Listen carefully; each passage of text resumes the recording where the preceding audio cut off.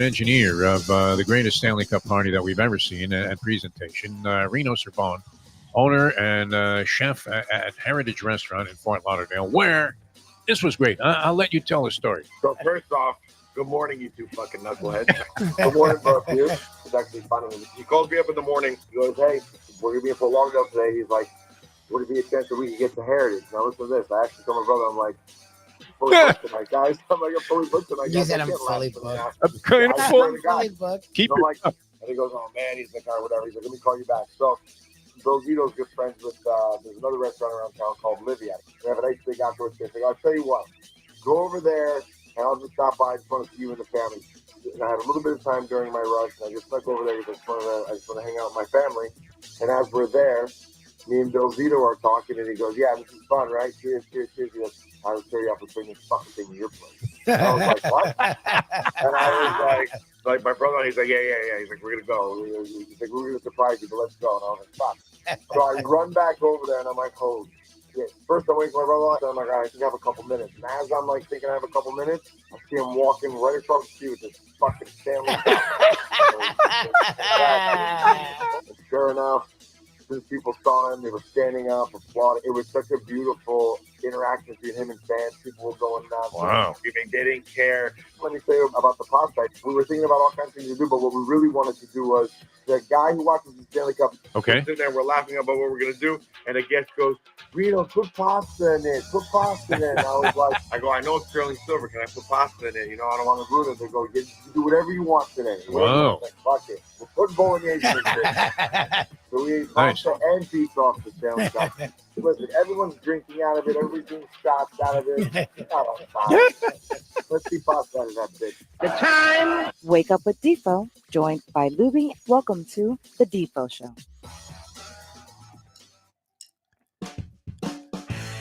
All right. Very pleasant. Good morning, everybody. Good to be with you here at the Defo Show. We return from a 3-day hiatus. Of course, we had the weekend. And then Lubie, I had to just give it the thumbs up when he on Monday because I want to drive Shirley to the airport. And I fully recommend that move because you want to make sure she gets on the plane. Right? I mean... You don't want anything getting... You don't want her taking some Uber around the block there and then coming back in the back door there. That's not at all why, but I love that. That's so classic. I always drive the Mustang to any travel transportation she's taking out of town. Yeah, see you later, sweetheart. And then you sit there, like, even though the train's not coming for like a half hour, she took that bullet train to Orlando. Yeah. You just make sure that she's not still on a station there. Okay, yeah, no, it's clear. You might even pay a cop to go up there and look for you. All right, welcome to the show. Good to have you guys with us. We missed a day yesterday that certainly would have been pretty wild to be on the air for a lot of reasons. But I don't feel guilty at all going back to some of this material because it really was unreal, including, of course, I don't know. I mean, was that one of those John F. Kennedy assassination moments where you remember and will always remember what the heck was transpiring? We had just left, the Mustang and I had left the Harrah's Casino, now known as the Pomp, after what turned out to be a very fine day in gambling profits. So we were celebrating. We went to the local legal marijuana dispensary, picked up a bunch of stuff, sucked down half of it in the car, went to the Fish Shack restaurant, which is a great place in Lighthouse Point. And out of the corner of my eye, it wasn't on the screen in front of me. They have a few monitors in there, but it's not necessarily a place that you're going in to watch games or anything like that. And I see this thing like at CNN up, and I see like Trump ducking down, and they kept showing that thing repeatedly, as we've now seen it 80,000 times. Which, I mean, there's no justifying any kind of celebration about that. It's many levels of deep sickness are involved in this whole thing, all the way around the board. I mean, from what transpired leading up to it to some crackpot kid that was, I don't know, was he bullied in school or not, this guy, Crooks? One kid said that they used to harass him constantly, and, so you can kind of see the loner syndrome, and then he was cut from his schools, Bethel High School. They have actually like a shooting team. Right. And I don't know, maybe isn't this supposed to be some peaceful, calm area? But They had like what would you call that? Where you're I know involved we in. had It's ROTC. not like an archery thing, but what is that? Yeah, I don't know what shooting team is. We in my high school we didn't have that. Like the Yeah. ROTC didn't use guns. No, it wasn't I as don't common. know what shooting team is. I know that the kid was a gun.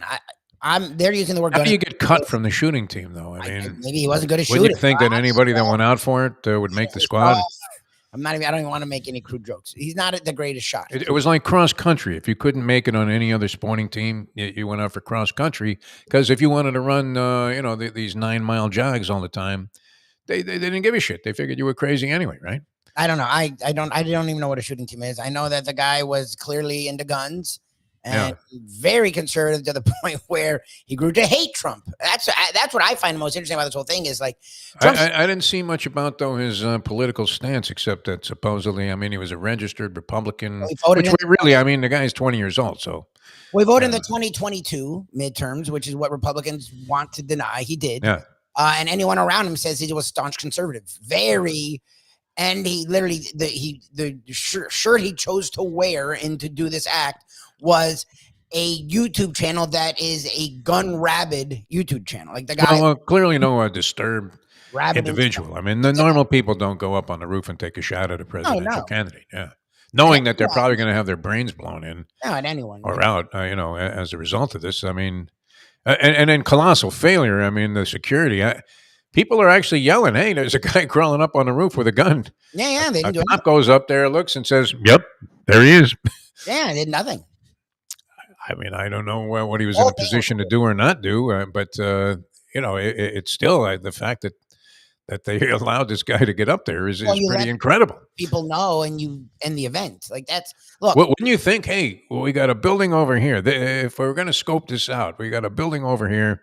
This wasn't exactly like Clint Eastwood in that movie where he was the, with the security. Yeah. What was the name of that movie? Remember this thing? I know what you're saying. Yeah, I know what you're saying. I don't remember. I don't know the name of the movie. But I mean, so he's with like the Secret Service or whatever, and he, I guess, had blundered some event, but he eventually got the shooter. And it wasn't like you had Sirhan pull a gun out right in front of the guy and get away with that. But I mean, you're looking at a clear shot of a guy on a rooftop with a gun, and how the hell does that happen? It's impossible. The whole thing was weird. Like, look, I don't think I was calling setup just because it looked weird. I don't presume it was a setup. And that was the other thing was here's the Secret Service is escorting the guy out of there. The first thing you're going to do is cover his head. How do you know that there's not another shooter somewhere in the crowd? And they say, hey, Trump says, oh well, wait here, I got to pump my fist up. And by the way, it's right under the flag there. And I mean, it looked like he popped the blood capsule, didn't it? But that will now be the signature picture that probably Lubie.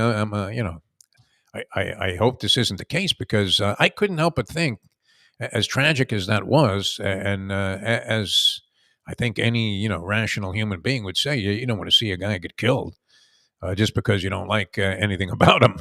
But he hasn't done anything that you would think would merit something along those lines. That's for sure. I mean, I don't know. I mean, no. If anyone has, he has. Actually, he's stoked violence and would do to our government something no leader in American history ever. Like the people that have been shot, the comparison to what Trump is. But again, I don't speak. Well, I mean, I was going to say that, sorry to cut you off, but I was going to say that, I have the lasting image of him eating Swedish meatballs off some silver platter while he was watching TV as these cops were getting mowed down in January 6th and very pumping his chest, proud of himself. That, see how much they love me? While he was listening to the crowd chant to hang his vice president, who had been nothing but loyal to this guy, as far as we could see, except he didn't want to completely break the law and be part of this ridiculous attempt to literally overthrow the government at that point. I mean, look, the thing is, and I love the Republicans love to ignore what they've done and find the one moment of the Dems trying to do something. And even that moment was actually reality and there was nothing wrong with it. But back in 2015, remember, we were talking about this where he would do rallies and talk about you should hit people. He would talk about literally, if you really love me and love what we do, you should punch them in the face. And it's like, what? He's the one that said, I could murder someone on Saks No, Or he's a complete asshole, and he or remains one. Yeah, I could murder someone and no one care. Like he's the one, and they've stoked violence for 9 years. it's Like amazing. so, all Biden was saying, whatever he said, which he's now said is a mistake, and it wasn't. Was look, whatever you put out into the world, you're going to get back. That's just how. Whether you believe in energy, whatever the fuck you believe in, that's it. Like people receive you a certain way, they're going to give it back to you. If for 9 fucking years, it's almost 10 years. I think it started in 2014. He started doing this. If you put violence consistently every time you speak, We got to fight for our country. You better start every fighting time now. You're not going to have a the country. party, every Yeah. time any of them speak, any of them talk violence, Yeah. you're going to breed violence. Guns are okay. Guns are the way to solve problems. More guns are better. Oh, we know. Yeah, I mean, like I said, What do you want to it's happen? sickly disturbing on a Sucks. variety of levels. I mean, No one deserves it. just No is. one's earned it. But Yeah. when you do that, it's hard to be shocked when it happens. Should it happen? No. Am I promoting? No. That's the thing. We're the party of unity. You know what? It's actually surprising that it hadn't happened before. Yes, It really that's is. the thing is like that's what people don't realize. When you stoke violence, it works both ways. Those Yeah. people will be violent. Well, and the and backing of the Proud Boys and Because at some point- defending these Nazi when parades. when your base becomes the far right, at some point you're not going to be right enough for them. Yeah. They're going to keep going right, and even you're going to go, "Fuck, they're really right." Like they're eventually going to go, "Dude, you're not right enough for us," and they're going to hate you. Like, Yeah. and that's literally what happened with this. And it's just a crazy place we are in this fucking country and in the world where anger Very sad. outweighs everything. Yeah. And it's People get they start shooting each other over a parking space now. Used to be you would just exchange pleasant fuck yous and move on, right? Now a guy goes back to his car and gets a gun. Okay, Charlie, you want to park there? Here you go. You're going to be parked there permanently. You may as well pull up a hearse. All right. So that was that. I mean, and I'm watching this incredibly, wild video that's taken place at a Trump rally, which seemed to be a pretty mild turnout. And I would have been like you and a lot of the conspiracy theorists. I wouldn't want to believe this, but the fact that it's even an idea you could float and think, yeah, it could be. Well, just every aspect. That it was a staged event, except for the fact that this poor fireman lost his life. No, people died. And 2 other people are, in critical condition, supposedly. Well, I don't think it was staged for a second, thinking about that from a realistic standpoint. But when you break down the events of it, we've seen, sadly, assassination attempts and assassinations pulled out happen, and none of them looked like this. None of them. Like the minute shots ring out, people duck and they run. The minute. Yeah. That's just people were like taking pictures of it on their cell phone. It was crazy. Moved. Yeah. Then they stood up and cheered. That's not a normal reaction. No, that's crazy. Whether it's at a concert, whether it's in a mall, whether it's you would have thought it was an Alec Baldwin film or something. When shots just went wrong. Maybe you shouldn't run, but that's just, you're a human. When you duck, I mean, wouldn't that be the natural instinct? The people that were behind them were just, they stand up taking pictures. Then the person who gets shot at gives himself up. That's literally their job. If you watch Reagan, if you watch JFK, who did that was crazy, man. MLK too. Whenever Robert Kennedy, if you get shot in public, your job now is to let get the fuck out of there. Yeah. Yeah. To not, and now that we have the audio, to not say, hold on, wait. Look, I got to pump my fist here. Is that flag overhead? Yeah. Stand up, put your fist up. So now you're putting everyone behind you, because again, you don't know how many shooters there are. You don't know if they're still shooting. It could be like 6 more guys in the crowd. You're putting the Secret Service at risk, and you're putting yourself, who wants to be the leader of the free world again, at risk. To me, that was my problem of why I couldn't make sense of it. It's like, dude, you can be the biggest psycho ever. Get the fuck out of there. Like, let this thing end. They're going to keep shooting as long as you're fucking standing there. And they did. They kept shooting. There were shots after that. It's like, it's crazy. That's my problem with the whole event. Yeah. None of it made any sense. Even for something that's illogical, it took it to another fucking level. It's unreal and yet totally believable. I mean, at least at some level, like I said, multiple levels here, that you wouldn't put it past this clown. But anyway, so Trump's okay. They have the Republican convention. He picked a guy that labeled him an American Hitler just a few short years ago.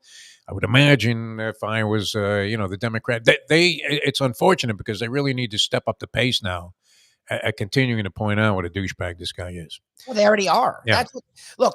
I'm wondering if the Trumpster would have called Biden had he been shot at to say, "Hey, are you okay?" I'm thinking no on that. But anyway, all right. So that one is going to be an ongoing puzzle for a while, and tragic day in American Yeah, it history, was no tragic. doubt. Look, Any way people you lost their look at lives. it, no matter who was the target. So Innocent people lost their lives. It yeah, was tragic. and this poor fireman. I mean, he's covering his family with his own body, and somehow gets shot by this guy who got cut from the high school shooting team because supposedly he missed some target by like 50 yards from 3 feet away. Well, I mean, he's clearly, and again, I'm not even trying to make jokes, animate a joke. He's clearly not a good shot. Like the dude took like 3 or 4 shots. Maybe he must have gotten better. I mean, I'll tell you what. I mean, he got close, I guess, but I don't look. The whole thing is fucking crazy. Photographers were amazing. I mean, you talk about brave cats, man. They just kept clicking off pictures. These guys, you see them. Guy had a actual image of the bullet whizzing by. I mean, strange day. So that was what, Saturday. Saturday. And we were having a big celebration there, and then this happened. So all of a sudden, you got American chaos, and then Sunday happened, and this Sarney sends me a text, Jim Sarney, and he says, "Are you watching this? This is the most excited crowd that I've ever seen, and have you ever seen a better crowd at a Miami sporting event?" And I'm thinking, what the fuck is he talking about? So then I realized, oh yeah, they're playing a game, Copa America's Argentina against Colombia, and I guess he was watching, the crowd shaping up before the game. I don't know if he was alluding to the fact that they ended up knocking the gates over, which I was at an event where that happened. Have you ever been in one of those kind of crowds where the gate gets crushed and the masses just start swarming into or out of a place? I've had it happen a few times, actually. I went to not a sporting event. Every sporting event I've been to, they've actually been really well secure. Yeah. To a concert once where it was on the beach here in Fort Miami, it might have been Miami. Yeah. And so many people rushed the gate where literally like half. Was that Ultra and an Ultra one of your Ultra concerts? It was Ultra, it was a group called Swedish House Mafia, a bunch of DJs. And it was such a big thing, and it was on the beach, so it was something they hadn't really done often. And so many people pushed the gate that I think eventually let everyone in, but it took them, it wasn't seats, it was on the beach. But it took them a lot. People took I got there same time as my buddies. I got right in because I got to the front. It took them like an hour and a half to get in because they had to reset everything, put the gates up. They weren't letting anyone in until they were in single file line. It was fucking crazy, but it did pale in comparison to what happened at the Copa at Hard Rock. Oh my God. I do remember this vividly. I was at the Olympic Auditorium in L.A., a Pepino Cuevas fight. Pepino Cuevas, very, very popular Latin fighter. Probably more known for that might have suffered one of the most devastating knockouts that has been recorded in boxing history. It certainly would rank up there in the top 25. Tommy the Hitman Hearns, when he won his championship, knocked out Pepino Cuevas. I mean, he hits this guy with a cannon. I mean, just a giant shot. Guy goes down. But he was a very popular fighter in L.A. So popular, in fact, that there were about 5,000 to 10,000 people trying to get into an arena that didn't have tickets that only could hold about 8,000 to 10,000 people. And so there was a back gate there, a giant back gate, one of those gates that you would have like at a warehouse or something. And they literally crushed the gate and then swarmed into the arena. And it couldn't have been any more of a dangerous situation. And then, of course, there were legitimate ticket holders that couldn't get in, and it was chaos.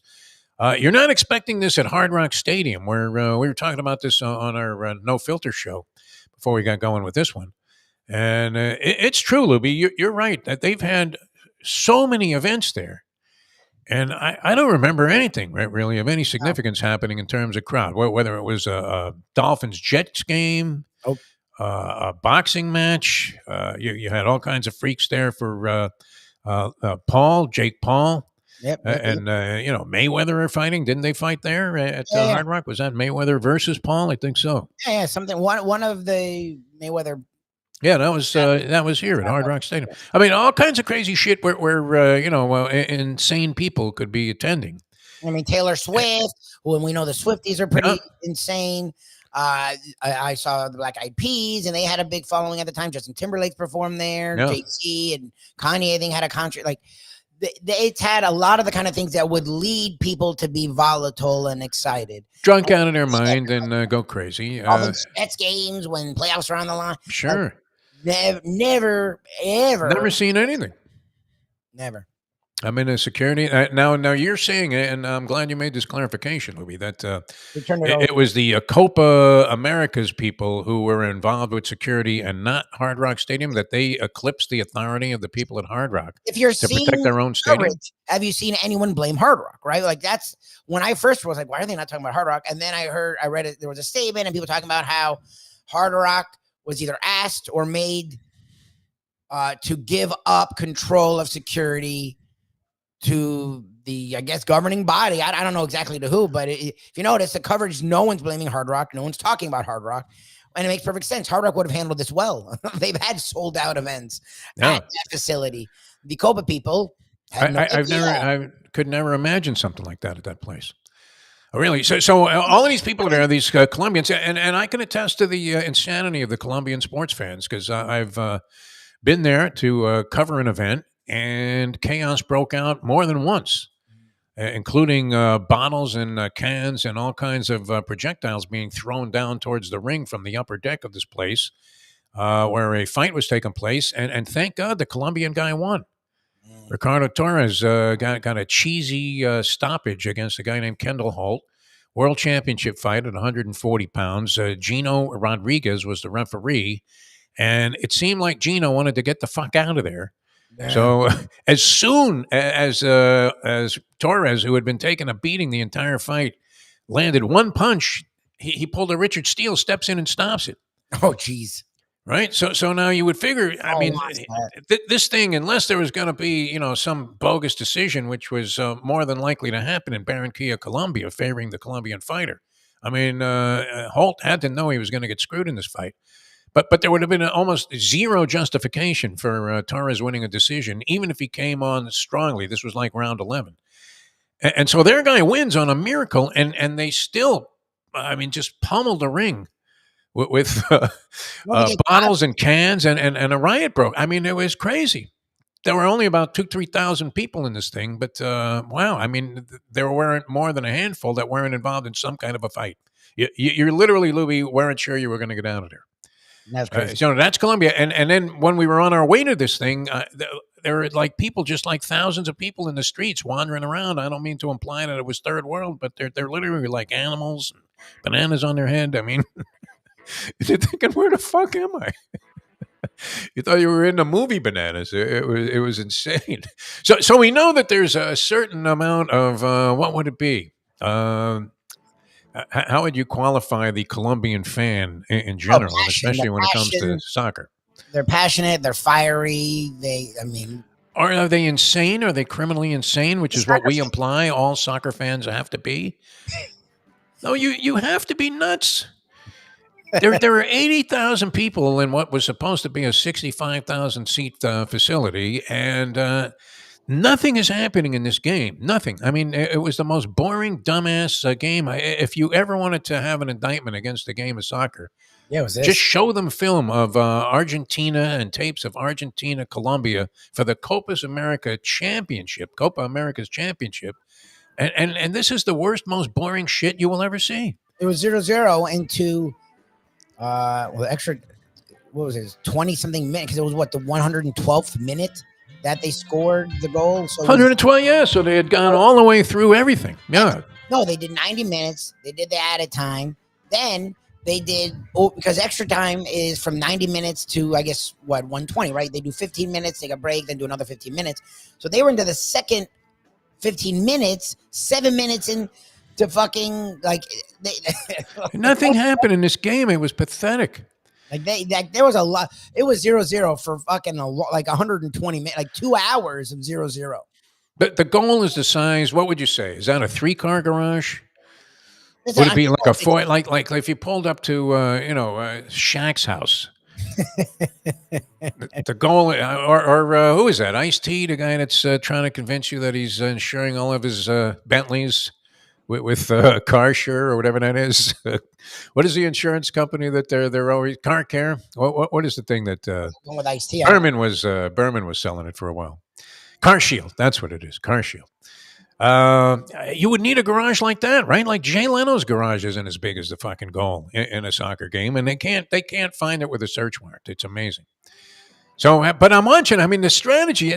This is a stupid ass game, Lubie, is it not? I mean, with apologies to Phil Shane, and I tried Jim Sarney. I watched it. There's no justification for the crowd the way they're carrying on. Never mind the riot to get into the game. But then during the entire game, Lubie, they're yelling and screaming as if something's happening, and you're thinking, this is right out of Jean-Paul Sartre, isn't it? Where there's literally nothing happening. Your life is meaningless completely. It's empty. There's nothing going on. There's nothing really worth living for. And yet you're screaming and celebrating the fact that you're alive. What would it be? I mean, what was turning this crowd on? There was nothing happening the entire time. Nothing. No. Messi gets injured. I know he left the game later, but he actually got hurt earlier in the game on a completely stupid soccer play where he's running towards the baseline to the left of the goal, and he's trying to, I guess, get any kind of a foot on the ball so that he can center it a little bit. But there's no chance that's happening. And the guy gives him one of these dirty tackles, of course, and he rolls his ankle, and that was it. Yeah, but like the way it's so funny, the juxtaposition, because both sports, the scoring is similar, hockey and soccer, but the athlete themselves are so vastly different. Like hockey players just fight through everything. You just started now sort of seeing flopping. Like the Oilers would like throw their body a lot in that series, which was and they call it though. They've been calling this embellishment to a fault. Well, they don't usually let them get away with it most of the time. Kachuk got fucked a lot of the time with it, but usually they don't get away with it. But most of the time, even then, there's still some contact because it's hockey. But guys who banged up, broken bones, broken ribs, and play soccer, they will not have any contact, flop around like lunatics when nothing happened. And half the time when they do get injured and are taken out of the game, you watch the replay and you're like, what happened that he's like now brutally hurt and he taken out? Like nothing happened there, like nothing. I mean, they were on the field, and we were talking about this before this morning. They were on the field treating a couple of guys. Is everybody named Martinez, by the way, that was in this game? Oh. I thought Kyle Martinez was playing. No. But anyway, they treated like a couple of different guys for a long period of time. They were on the ground. I mean, it was almost like the Hamlin thing with the Buffalo Bills. Yeah. And then when they got to the end of the half, they added 1 minute of extra time. I'm thinking, so the clock just runs while these guys are on the ground being treated by the training staff. That had to take at least 10 minutes for each guy. No? Well, the celebrations, they celebrate for like 4 minutes. It's like nuts, and the clock just runs. I mean, it's the worst possible condition. Andy can relate to this. I know, because he probably, like me, I hated running time when I was in any youth league basketball game. Yeah, you want to score as much as you can. You would go, I mean, when they told you, okay, and it's going to be 4 quarters, 8 minutes running time, you said, fuck that. Yeah, you lose. Right? Stop the goddamn clock. Get a stopwatch. Do something. Well, my problem is, and that's the thing is, and then they'll add, you're like, okay, I know it won't be exact, but okay, there should be like 8-10 minutes added. They'll add like 2. It's like, dude. Yeah, they added 1 minute in this thing. 4 injuries happen. They did substitutions. Like there was like 20 minutes of dead time. How do you add 2? So like 2 minutes. Well, that's good. I mean, because they know the fans can't take much more. What a fucking stupid game, though. I mean, I'm sorry, Jim. I love you, man. I mean, it really is. It's very similar. You were talking about this whole assassination attempt and everything. But it's very similar to the MAGA Republicans, where you keep looking at these agendas and asking yourself, what is it that these people are missing? How could you possibly not see this? But I'm watching this game, the dumbest ass game. Like we were saying last week, I mean, they say they want to convince you, the Jehovah's Witness type fans that they have, are always trying to convince you it really is a good game because they're insecure about their own sanity. And so, like, oh, no, you don't understand. It's a chess match. But it really would be more entertaining to watch 2 guys playing chess in the center of the field, wouldn't it? Just set up a little table. Start the clock, put up 45 minutes, and let them duke it out. Pretty violent, too. I mean, what about the holding on those free kicks and the corner kicks? I mean, they're literally like grabbing each other. It looks like Chuck Wepner trying to hang on to Ali in the 15th round. And you're saying, how are the refs letting this go? I mean, and then they're going to call some other bullshit, somewhere away from the play on the field. Stupid game. I don't think there's any other way to look at it, Lubie. And I think all of the things that we've been saying about it, you are a much less of an offender than I am. No, I mean, I can watch it. I have the distaste for it. I watched it. I was amazed. Well, that was the worst game ever. I mean, that game sucked. But Um, I'll watch the high stakes games. I'll watch the World Cup. I watched the end of the Euro because you had Spain versus England. England trying to get back in the winner's circle. Spain has won a lot over the last 20, 30 years. They have another crop of players. Big day for Spain and England, right? Alcaraz wins the Wimbledon tournament. Yep. And then Spain wins the soccer game. Yeah. So I watch that. But I also do know that's what's interesting about the sport is like all of our American sports, we are constantly trying to upgrade them, modernize, whether we like it or not. That's what we do, right? We make scoring more of a thing. I mean, people always make this point, though, and it is true. Okay, so if they didn't count a goal as 1 point, all right? I mean, look, you shoot a three in basketball, you get 3 points for this thing. If they made goals, 7 points like they do in football? Would that make it more interesting? So if that was a 7-0 game after the amount of time it took to play 2 games in regulation, would it have been any more exciting? No, you would have said, "What the fuck?" That's the thing is because Andy said he's like, well, actually, it's just because their scores count as 1 and football. It seems impossible not to score, doesn't it? But that's the thing is if you think about football, there's not a lot of scoring, and it'll be 4-2, and that would be but that's actually not true. What we've done with football, right, is add more scoring. And you get field goals, you get the occasional safety, you get touchdowns, and it's usually not 1 or 2 touchdowns. The one where you still get 5 or 6 to 7 scores pretty much every game, even low-scoring games, even if it's 31-17, which isn't a super, super high-scoring affair. There's lots of scores in that 31-17. So that even that doesn't save soccer. Like you can make it where each score counts as a lot, it would still be 2 scores to 1. Like they don't. Well, and most of the action though is designed to carve out some kind of a score. Whereas in soccer, I mean, 90% of the action takes place, midfield and in the defensive end. Yes. I mean, I guess that would be natural. But I'm saying when the team that has the ball, they choose to just spend their time in their own defensive end because nobody's back there. Well, and that's what the other teams at midfield are further on defending their own territory. That's just the thing I was trying like with American sports, we're always trying to make them, better, but we're always trying to make them more. Feels too big too, feels too big. Well, the field's ridiculous. But soccer, what's funny, and it's with the soccer fans are the total opposite of American fans, like where we bitch about the changes, but we embrace them because it leads to more scoring.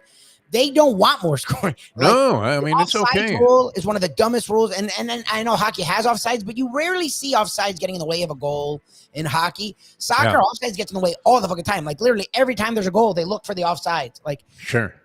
You can't dumb. And it's like a dumb rule too. In a handball, I mean, just the arbitrary handball. Some guy kicks it and guy's not even looking and hits him in the hand. And they give him a penalty kick. It's insane. Stupid ass game. That's all I can say, people. Now my opinion on that will never change at this point because I suffered through. And then you're looking at and the level of just mashugana behavior by these people. Look, who am I to say discourage people from going? But if you had spent thousands of dollars to go and see that Drek, and then on top of that have like your kids trampled, such ugliness, as we say. All right, we got the All-Star game tonight. We had the Home Run Derby last night, and the big event in the Home Run Derby was a botched national anthem. I love a botched national anthem. Don't you, Louie? No. I really do. Going all the way back to Robert Goulet when he got stuck on the words there and pulled a Joe Biden in the middle of the thing and said, what the fuck is the next line? What comes after red glare? Great singer, man. That was like a Bill Buckner moment for what was an accomplished and much appreciated baritone, right?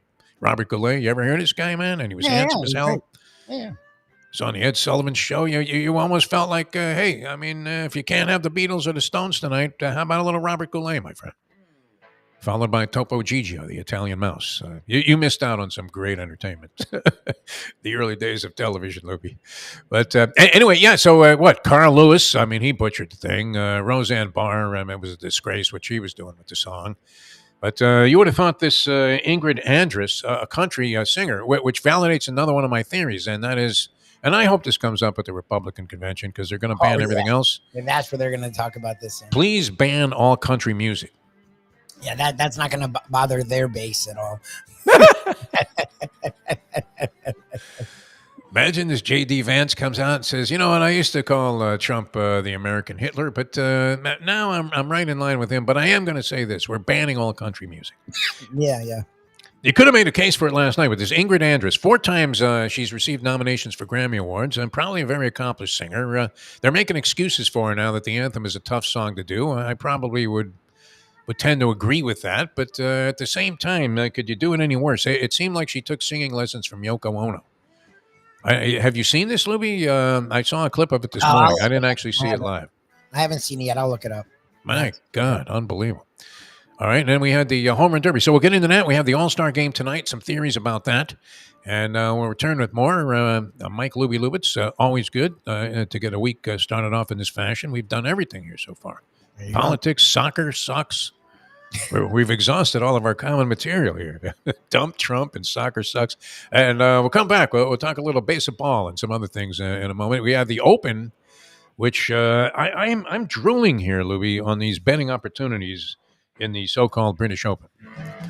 Or now just the can you get used to that? I don't know that I'll ever get used to that. It's kind of like taking teams that were in San Diego, like the Chargers, and of course the Clippers, and trying to associate them as being from LA.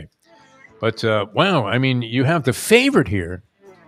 The favorite is Scotty Scheffler. You know what the odds are on Scotty Scheffler? I told you before, but the favorite is 14-1, Lubie. Yeah, that's crazy. Like that's what you get in golf. Like a guy that has a really good chance, if not the best chance at winning, you can make a ridiculous amount of money. If you're a chalk playing douchebag on most bets that you make, and you took 14-1 on Scotty Scheffler, tell me that's not a reasonable price. I just think that's a great price. Look, and I know the professor won't touch chalk. If it's golf, you want it nuts. Golf, you want to go for bombs. I mean, there are guys here at 50-1 and better that would have a legitimate shot, that have had demonstrated success on these links type of courses, including anyone named Cameron. Right, you could go Smith or Young. I think Cam Smith is a shorter price. He's 45-1. This guy with the mullet. Yeah, he's flirted with success. Went to the Live Tour. Yeah, that guy's good, man. You're getting on Victor Hovland, a tough competitor, 35-1. Tommy Fleetwood Mac, I don't think he ever crosses the finish line in front, does he? Have we given up on Tommy Fleetwood Mac? Pretty much. Yeah, I would think so. McIlroy 18-1, DeChambeau 25-1. And Sarni's favorite. He turned me on to this guy, but I think I'm going to play him at 25-1. Ludwig Oberg is how you pronounce it, not Aberg. Oberg. And the kid's smooth. He was up there in the Scottish Open, so he can play this type of course. There's this bump and run stuff that you have to do. The bunkers, though, literally. I mean, you talk about impossible. Is that the case at Royal Troon? Do they have those pot bunkers that, you need a rope ladder to climb out of those bunkers? It's crazy. So we'll see. We'll get into that as the week progresses, but some real good betting opportunities there. So come back with more in a moment. Now that. Sorry about that, Louie. Too much on the plate today. It's 8:44. Champions, the outstanding simulcasting room at beautiful Hialeah Park. Yes, the grand old lady of thoroughbred racing has never been more vibrant, and you can wager on the races from the top tracks around the country while enjoying a cocktail at the Brass Rail Bar or any of the fine foods served throughout the facility. If poker is your game, you're covered in style, and you can play all your favorite Vegas-style games, including blackjack, craps, and roulette, in Hialeah Park's sizzling hot casino. Get a player's card when you walk through the door for all kinds of generous amenities, including our favorite, free play, when you come out to the ultimate casino and entertainment destination, Hialeah Park. These days, we're all looking for comfort anywhere we can find it. Thank goodness for Landlubbers Raw Bar and Grill in the Plantation, because they are making sure you are as comfortable as possible. First of all, they're not only open for delivery and pickup. All you have to do is go to landlubbersbarandgrill.com for both pickup and free delivery. You're going to have the best wings in the world. You're going to have a great burger. You're going to have their amazing soups. Again, Landlubbers, Raw Bar, and Grill. It's nice and easy. Just go to landlubbersbarandgrill.com for both your pickup and free delivery. Thank goodness for Landlubbers for making you always feel right at home. Are you looking to buy your first home? Have you been turned down for a loan? Do you need to refinance or get money out of your home? Call Michael Kodsey, CEO of Choice Mortgage. He's been helping the South Florida community get mortgages for 30 years. Hi, this is Michael Kodsey, CEO of Choice Mortgage. We have the most competitive fixed rates in the market. Call me 24/7, 561-441-2730. And remember, I don't just work banking hours. To make the right choice for your home, call Choice Mortgage today. Hear me. I am your new president. From this day on, the official language of San Marcos will be Swedish. Silence. In addition to that, all citizens will be required to change their underwear every half hour. Underwear will be worn on the outside so we can check. Furthermore, all children under 16 years old are now 16 years old. What's the Spanish word for straitjacket? Power has driven him mad. Welcome back to the Defo Show. Way to stay contemporary there with a clip from last night's Republican National Convention. I think that was the Teamsters guy speaking.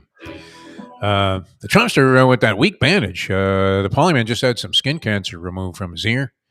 And he said he's bandaged up like the English patient compared to this guy who just gets shot, supposedly. That's Blood again was everywhere. the further weirdness. The reports of the shot actually hitting the teleprompter and him hitting by glass seem a lot more consistent with what the injury is than what he's saying. Most people said if you got hit by a bullet from 300 feet or 300 yards, an AR-15 bullet, it would tear your ear. If not off, it would tear a chunk out of it. And I would think it was literally just this. Like, look, again, the whole thing. Evander Holyfield was in worse shape. There's a lot of weirdness around it. Was the entire thing set up? I would say no. But there's just so much. The fact that they were cheering after, the fact that they were taking pictures. I can't believe anybody would have, seen Trump bleeding and hearing shots would be standing up then and taking pictures. Well, then they hung around on their cell phone and hanging around and then like having a barbecue after that. Unbelievable. Like it's fucking weird. He's doing the and the fist pump thing. Hey, wait. You know what? While these live shooters are trying to take my head off. Who? It was your own guy. Like you really thought it was a like what Democrat is trying to shoot people? It's the opposite. The Dems want to get rid of guns. Like the whole thing was like I don't think it was a setup. Exactly. No, it couldn't have been. I mean, but it was like they were waiting for something like this, and then like we're ready, we're giddy for it. It's like I said, the fact that it's even believable, the premise. That's right. They shoot at Biden. I'm not excited. I'm freaking out if they start shooting at fucking Biden. Like their reaction until they found out it was a Republican was classic. Oh my God, the Civil War is coming. It's like you really think that? It's some classic Marjorie Taylor Greene material there. It's scary, but anyway. It's so frightening, the whole thing that I'm exhausted from it all. I really am, and they haven't even gotten into it yet. All right, so Polyman, who I have tremendous respect for his baseball opinion, sends me a text, and he says they may win by 18 runs, but is this not the worst ever nationally in baseball history, National League All-Star starting lineup? I don't know. I mean, could it be, Lubie? So you have Ketel Marte of the Diamondbacks.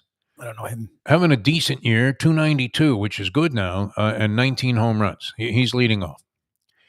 Shohei Ohtani, having a monster year, MVP possibly as a DH.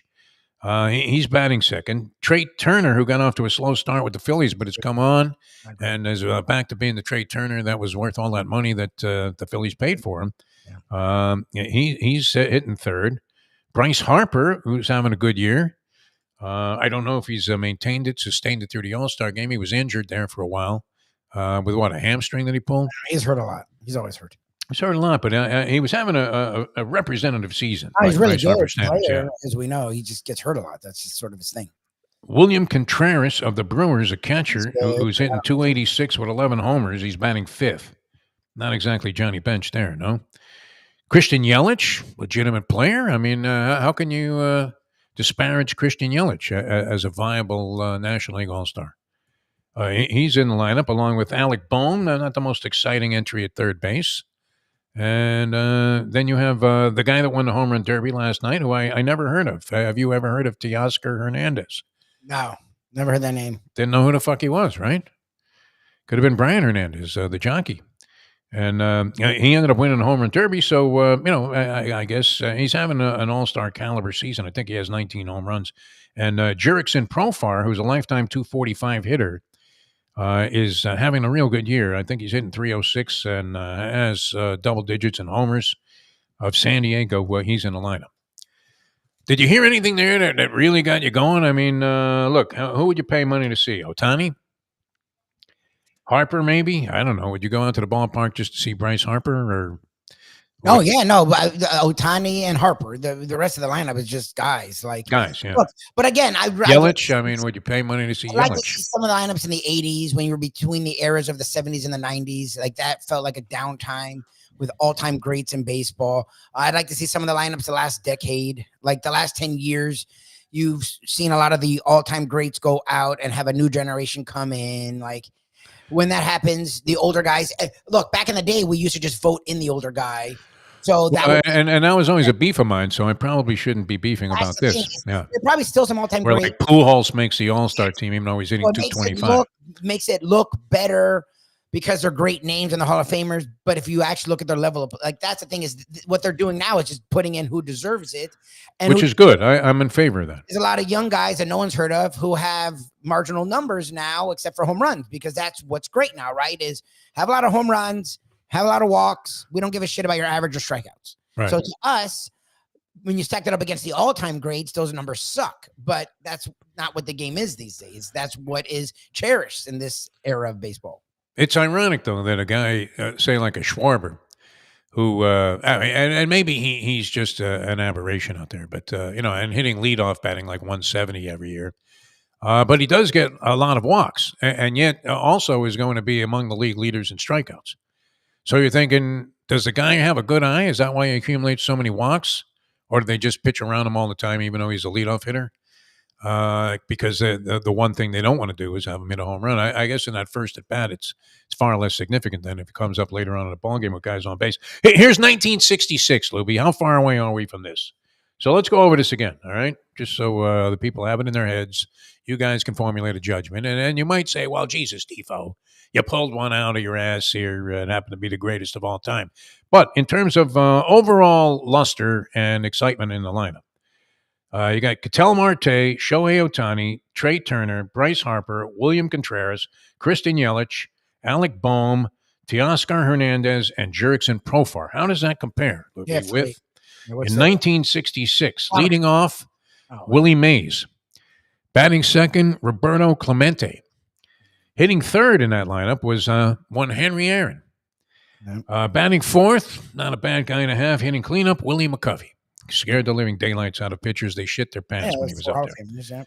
Mr. Cub, Ron Santo, often overlooked when all of the all-time greats are discussed. Ron Santo, certainly deserving of having his name mentioned in the conversation. Joe Torre, Jim Lefevre, and Leo Chico Cardenas, who was pretty slick fielding and decent hitting shortstop who could steal some bases.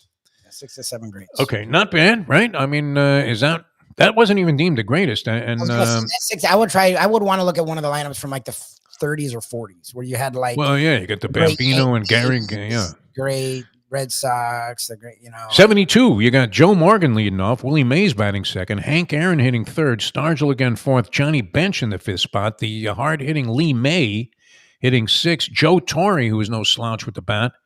And then probably keeping this from maybe being the number one all-star lineup of all time because he didn't hit well was Don Kessinger, who was a decent fielder, but nonetheless wasn't exactly a name that you would remember in conjunction with all of these others. Yeah, that's like 5 or 6 grades. Yeah, look, if you look at the 90s, the lineups were all fucking nuts. I mean, it's just the games. This is probably guys that'll be really good. Who knows? It's just a different. The publicity around the game, what they asked for in greatness around the game is just. What happened in this game though that made it so boring? I mean, why has it become that? I was not a fan of the game having any kind of implications towards home field in a World Series. I think it should have been able to stand up on its own. Now it's not like the Stars duck playing in the game; they seem to enjoy playing in the All-Star game. A lot of them opt down to the home run derby contest, and you could see why. You're taking, what do they have, 40 pitches in the first 2 rounds? And then did they reduce the number of pitches and the time in the final round? I think they did. Probably. I think they cut it in half. they've tinkered with it so much they've actually ruined it, and that's the problem. Is there were always issues with it because it just takes too long. It really does. It takes forever. The best round ever in the first round, and then not even win it. So they've tried to fix it, and all they've done is make it worse. Like it's just not. I didn't know. Many people found this one last night to be wildly entertaining. I couldn't watch all of it. I got through the first 2 guys, and then I said I can't watch 6 more guys in the first round like this. I don't know if it's good or bad. I didn't know it was on. Like I'm not gonna lie to you. It was appointment watching for me up until a few years ago. I didn't know it was on. My wife's not even here. No. There's no fighting over what show we're going to watch or TV. I had the house to myself. There's no other sports. I actually would have used some sports to watch. I was watching the Heat. How pleasant is that, by the way, Lubie? Now that you mentioned all of those things. Me and my wife watch a lot of shows together, so I don't care. And I've actually gotten used to like watching with her and watching. It's fine. It's not. I could never get used to that. Yeah, it's fine. I don't want. Look, if it's a real sporting that I want to watch, I'll put it on the TV unless I'm weird about it. We don't spend a lot of time together except for at night to watch. We have TVs in 4 different rooms on 3 different levels, and it's perfect that way. In fact, there are TVs playing that have shit on that no one's watching for like days. I can go thinking, did you leave that on just for the dog? I mean, he doesn't really care. He can't hear shit anymore. Skippy. We do not do that. But so I ended up watching Heat Summer League and getting into it because they have an interesting team for as Summer League goes. Summer League basketball has been a little bit of an entertainment source. They actually have some guys that I think are going to be in the league. Like I don't take it for much, but you can watch guys' skill sets and see if it translates to the league. I'm with you 1,000% on that. I mean, this is the time to do your own scouting, no? So anyways, but I usually would watch the fucking home run derby over that. I didn't know it was on. I saw a tweet. Oh, we have the final. I mean, the final of what? I'm like, what is going? No, none of my friends. And then you never heard of the guy. You didn't even know if they were talking about. Was this the minor league home run derby? What the fuck is it? Never heard of the name. Either name. Never heard. The Bronny Brick James show also is kind of. I feel bad for like people are saying this, and I'm not gonna lie. He's gonna make $8 million and never make another dollar. Like that's what the professor. I don't know if I think he said it on here sort of, but he and I would have long conversations about it. Wow. And he wasn't joking. But he's like, what's funny about Bronny is. They're not wrong when they talk about his assets. Like he is a good at core, right? Defensive player who's a pretty good athlete who is not horrible at shooting. The problem is he's 6'1", not 6'6". Yes. So he needs to be fucking amazing at those skills to even sniff the NBA, let alone be good in the NBA. And he's not close to that. He needs another 2 years in the college to become like a dogged defender who can hit an open 3. Like he's not that guy yet.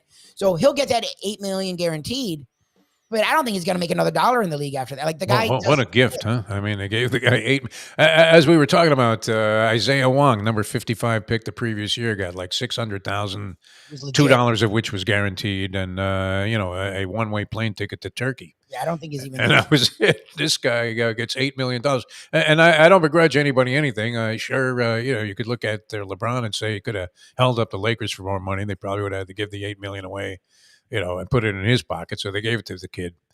No problem. And think about it. It is a very unique storyline where an NBA player would be playing on the same team or even at the same time as one of their one of their offspring there. Seems impossible because who's in the league 20 years? Nobody. No. It's impressive that he'll be on the same team. I don't know if they'll play together because this kid, he in summer league. Which they can't have him on the Lakers roster, but I thought they guaranteed him a roster spot. He may be on the roster. Even in garbage time, I don't see him playing. I mean, like even in the summer league, which again, you take with a grain of salt, he's struggling. Like it's not even fucking. No, he shot, I think, 1 for 6 again last night, and he was like 6 for 26 before that. You'd have like 7 dudes that are vastly better than him, and their whole roster may be vastly better than him. If you actually go point for point, like. And Dalton Connect continues to shine. He doesn't get mentioned ever. He's playing great. On any shows, nothing. I mean, all you get is the Bronny James brick highlight, and they'll show the one shot, I guess, that he made. But yeah, that's kind of a weird story. I'm with you. See, I like this kind of stuff. I remember I got a big kick out of it. I was one of the few guys that went to Marlins games in 1998. And I remember going and thinking, you know what, as disastrous as this is, there were a couple of guys around then that you thought maybe, given time, if they can keep these guys together, they could blossom into something. And sure enough, in 2003, 5 years later, they ended up winning the World Series again. So you could see a couple of seeds there, just like I remember we had that long conversation. You thought I was out of my mind when I told you that the Heat weren't half bad that 11 and 30 year. And I remember watching it and thinking, you know what, they're not that far away from being a winning team. Yeah. And sure enough, they turned it around. I know you could have never anticipated they were going to make a complete 180-degree turnaround, which they did, but they ended up going 30-11 the rest of the way. Led to, as you've alluded to many times, Lubie, a complete disaster in terms of the perception that Pat Riley thought he had something good going, and witnessed the Dion Waiters contract, which turned out to be a disaster. But that being said, it's one of the more entertaining parts about being a sports fan, is it not, Lubie? If you can spot something that's going to happen before it happens, or see a player, as we said, the Polyman who threw this theory out there about this being the worst National League lineup in the history of the All-Star game, in the history of baseball, any All-Star game. He was one of the first guys. I remember him telling me, hey, watch this kid from Marquette, Dwayne Wade. And you thought, okay, so now when that comes to fruition, you feel like a champ, don't you? Yes. I kind of, I want to, we should never mention bets that we don't make, Lubie. I really did. Names, I was perusing some names to try and win Wimbledon, and I actually thought about, even though she's having a horrible year, or was up until the point where she won Wimbledon, that Barbara Krejcikova, or Krejcikova, however, I'm not sure exactly how you pronounce her name, but I've watched her before, and I thought she had a pretty good game, and she was like, I don't know, 50-1 or something to win that thing. I mean, how great would that have been to throw a stick on this? And then this Paolini, who, did you see all this? I mean, how could people attack Chris Everett? Should she not be all Elliot Ness untouchable? Chris Everett? What are they? Because they're attacking her because she apparently butchered the pronunciation. I wasn't listening to the sound of Paolini throughout the match. Has she been doing a lot? Didn't she get sick? Wasn't she ill? She has cancer, for Christ's sake. I mean, and she has been out of the game. Like, I don't know. I mean, like, maybe she's not as on her game. I mean, it's all about repetition and reps. Like, I don't know that she was I mean, she has a great personality in general. I mean, if you in the announcing booth, was she giving the most caustic commentary? I'm not sure. Is she always like the other person that would just bring levity and talk a little? She has a subtle, dry, cynical humor. Yeah. I don't remember being Pam Shriver or like some of these others that were like the go-to color analyst. Like, I always remember her being in a 3-person booth. Yes. So that she didn't have to carry McEnroe. Yeah. I don't remember her having to carry it. Like, look, Patrick McEnroe, actually, he barely talks. I didn't even realize he was on the call until out of nowhere. I'm like, that's not John's, and that's Fowler's voice. Oh, there's Pat. Like, but he fits in that role. He knows, okay, I'm just going to talk a little bit. And he actually sounds like one of the better color analysts, only because he never fucking talks. Like Everett, I feel like that was sort of her role to me. Like, I don't remember her carrying a broadcast. I mean, I don't know that she didn't do anything that Joe Biden wouldn't have done. But, and let's face it, there's as much as people all of a sudden, they can spit out hockey names as if they were household words. And well-known people tennis are always butchering tennis names, right? We still don't know how to pronounce Swiatek's name. No, she'll be bad before we ever figure it out. So she'll be dead before we'll be dead before we figure it out. Anyway, so that was good. I didn't pull the trigger on that, and that. And can you even use that phrase anymore now? I almost said 3 different phrases that were offshoots of that. So, and I went other ways. So yes, I don't know what you can do with shooting references. I'm gonna withhold that. This Lester Holt, man. I mean, they are really overdoing this. I mean, how much can you beat up this old man, Biden? I love that he's handling it well, and they don't give a shit. No, that's what I think is funny is Biden actually over the last week has totally turned the tide, except for with CNN and even MSNBC. Every commentator wants to hammer this guy. He's handled it well. I'm sorry. And even my Mayos had to stop talking. Like the way he handled the press conference, the way he handled NATO, and the Detroit. Anyone who saw Detroit, you can't. I'm sorry. I was right. The people are behind him. And by the way, he's leading every poll now. Every poll. Is he really? Yeah. Yes. Even after this nonsense over the weekend? It was a Republican conservative gun nut. You can't. You can't feel bad for. You shouldn't want anyone to get shot. But literally his words are what rang out in that goddamn fucking rally. Biden's up in almost every poll, and the swing state polls now are all within error, and he's leading half the swing states. Well, was Trump really eating Swedish meatballs off an hors d'oeuvre platter while that January 6th was going on? And He knew all he had to do was send out a tweet, and the whole thing would have stopped. He wasn't trying to stop it. As his legions of followers and beloved American patriots were screaming, "Hang Mike Pence!" Oh, and then by the way, Biden and all Democrats, I give them credit, handled the shooting like fucking pros, where they literally to the side of Trump, even though Trump. And they were about to bombard Trump. With the truth, unfortunately. Even Trump slammed them. And they held it back. No, they didn't. That's wrong. His numbers didn't go up at all this week. So whatever polls you guys are watching, it has the words Fox or OWN next to it. Biden's numbers are up in almost every poll by a centrist to non-Republican.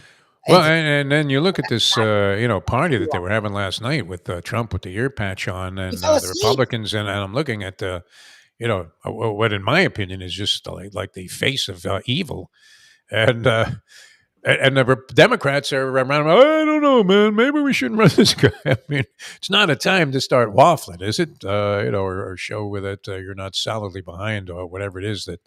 I mean, I'm assuming that Biden will end up being the guy that runs for president. All right, enough on that, Louie. A good day to be back. Thanks so much, you guys, for tuning in. It's always a pleasure. We will have Mike Mayo's Lunchbox at 1:00 today. And that was a good pizza yesterday. That Eddie is a great guy. Pizzoli, yeah, really good guy. Does a really good job. Always impressed. I mean, these people in the restaurant business, very, very, very impressive here in South Florida. A lot of good people. So we'll have that coming your way at 1:00 this afternoon. For Mike Lubitz, I'm Jeff DeForce. Thanks so much for tuning in, everybody. We'll catch you tomorrow on the next edition of the Defo Show. And have a great day, everybody. See you also at 1:00 as we leave you now that. The time. It's 9:07. Let's go to eat a damn snack. Look what they done to my soul.